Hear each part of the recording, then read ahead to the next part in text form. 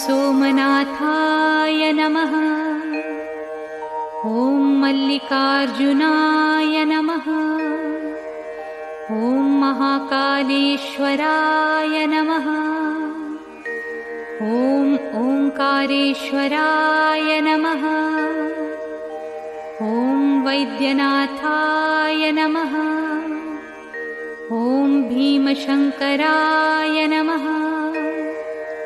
ॐ रामेश्वराय नमः। ॐ नागेश्वराय नमः।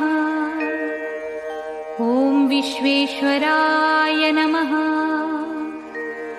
ॐ त्र्यंबकेश्वराय नमः। ॐ केदारेश्वराय नमः। ॐ भुस्मेश्वराय नमः।